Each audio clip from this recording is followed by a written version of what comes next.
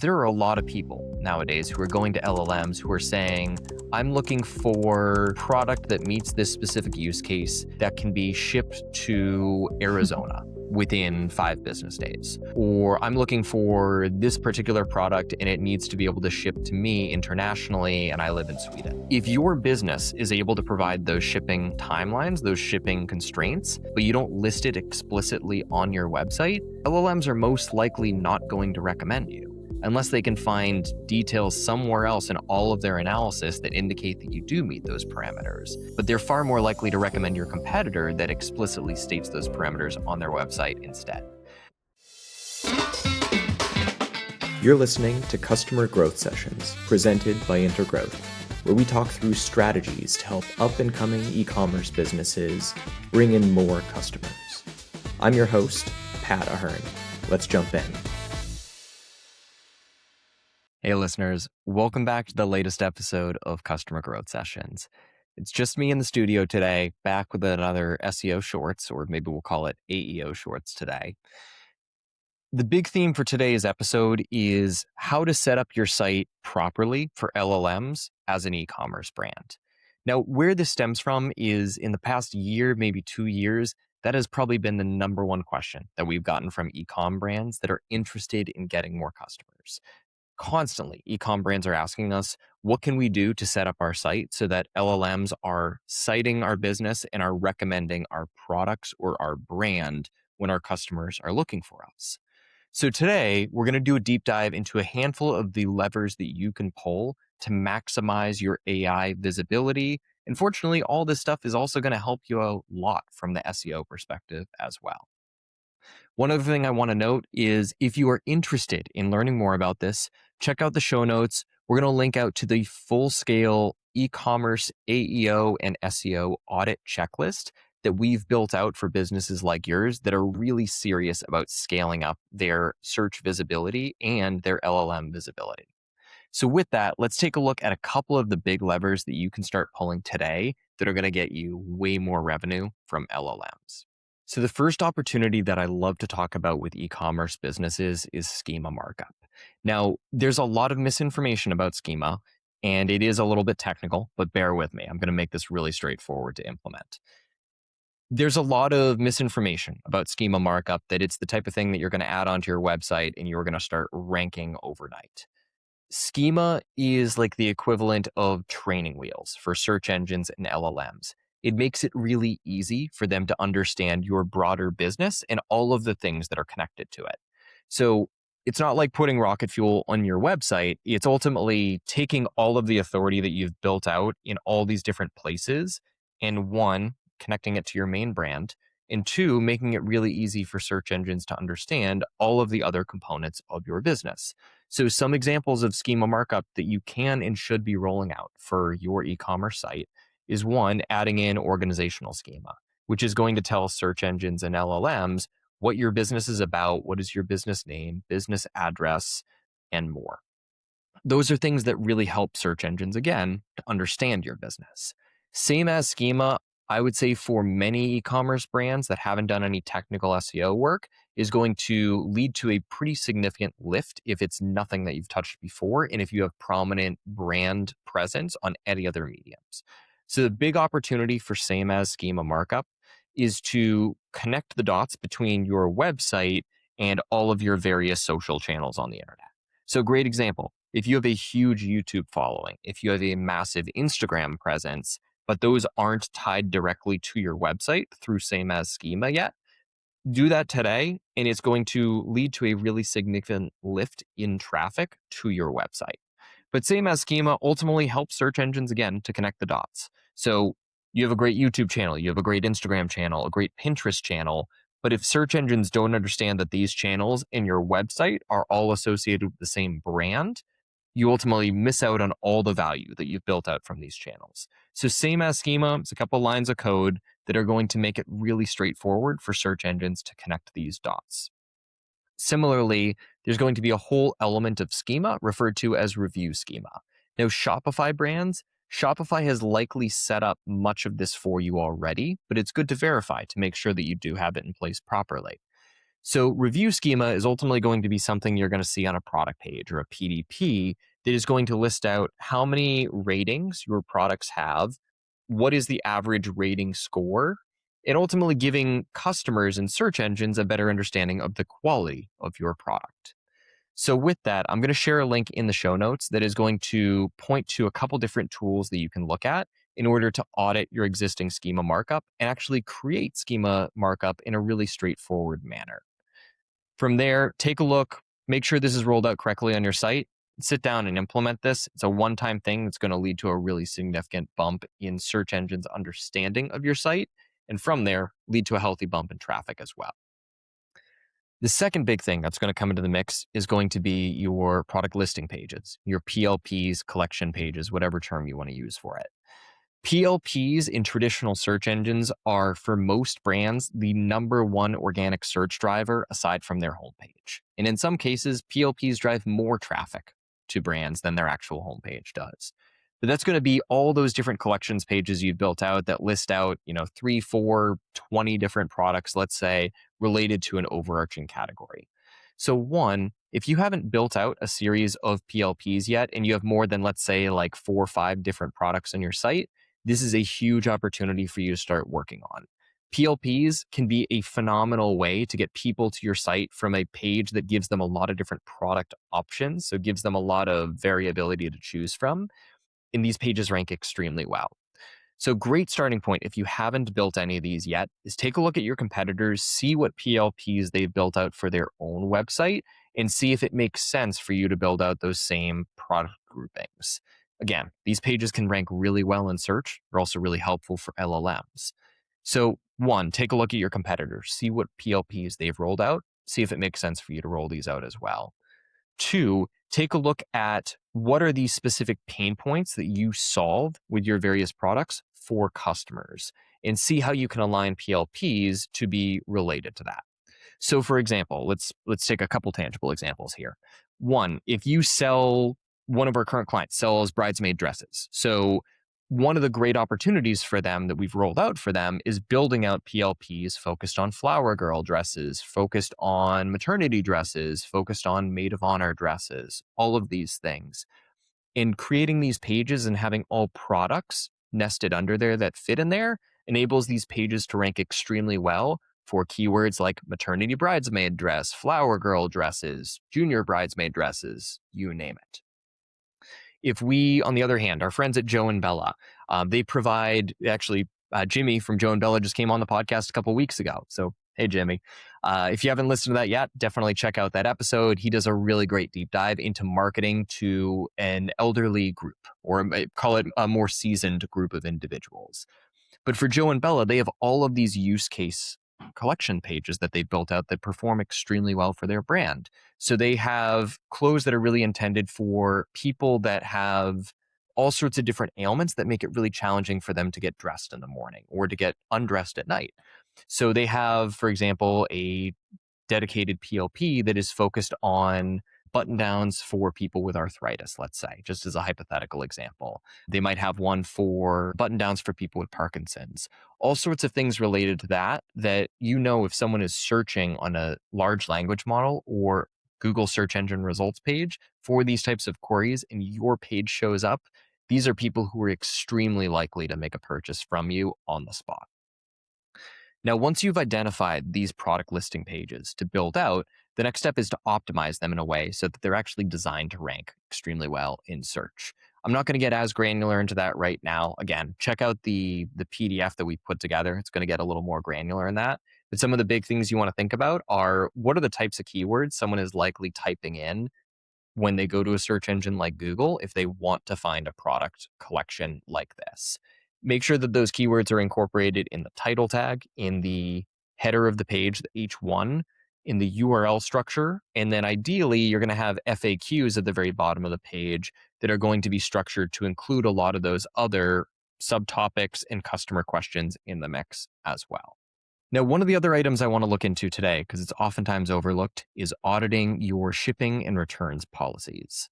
So if you're selling products, you probably have a shipping policy somewhere on your website.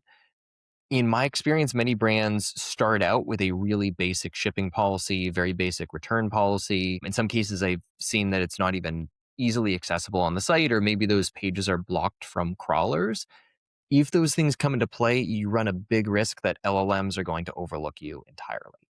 You started an e-commerce business because you had a great product, not because you wanted to become a full-time marketer. But here you are, spending a few hours every week trying to figure out Facebook ads, SEO, content marketing, instead of doing the things that are actually going to build the business. At Intergrowth, we take customer acquisition off your plate entirely. No more managing meta ads, no more running SEO. We handle all of the customer acquisition for you, so you can get back to doing the things that actually move the business forward. If you're ready to stop being your own marketing department, go to intergrowth.com/CGS to book a strategy session with our team. Once again, that's intergrowth.com/CGS. So the opportunity here is there are a lot of people nowadays who are going to LLMs who are saying, I'm looking for a product that meets this specific use case that can be shipped to Arizona within 5 business days.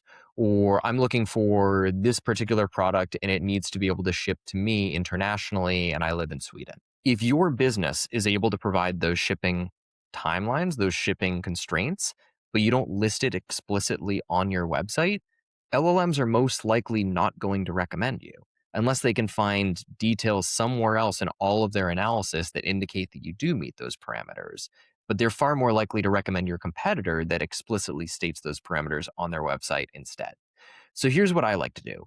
One, read through your shipping policy on your website. Read through your return policy on your website as well. Ask yourself from the perspective of a consumer, are you clearly stating how long it takes for your orders to arrive when shipped domestically, when shipped internationally? Are you clearly stating any sort of location that you ship to, whether you don't do any international shipping, whether you do ship internationally, but you only ship to certain locations? Other things to be mindful of is rather than having everything listed on a singular shipping policy, are you instead linking out to support resources that give more granular breakdowns of your shipping and returns policies? The more easily accessible all that information is on one page, the more likely you are to be the recommended brand. Now, from there, the thing I find extremely helpful to do is pretend to be a potential customer of your business. Go to your LLM of choice, whether it's Claude, ChatGPT, or otherwise, and take on the role of that customer. I am describe your target customer. I'm looking to buy, insert what your product is. I need this item to be, I'm looking for brands that provide free shipping and they only take 3 to 5 days to ship. See if your brand does get recommended. If your brand doesn't get recommended, go back to that same LLM and say, what's your perception of insert my company name?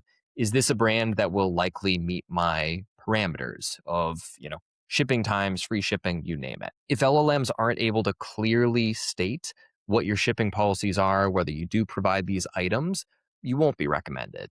If you are the brand in the eyes of LLMs that does provide these things, you're more likely to be recommended, but likely that information could be more clearly conveyed.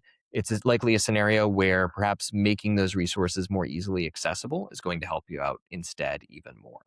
Now, the last thing that we're going to dive into today for this audit is what I refer to as LLM sentiment analysis.